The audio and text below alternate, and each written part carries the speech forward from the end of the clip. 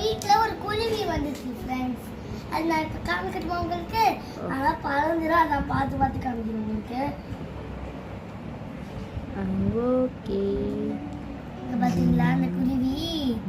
இதான் எங்களோட வீட்டு குருவி. பறந்துடும், ஆனால் நான் இப்போ மூடிட்டுமா?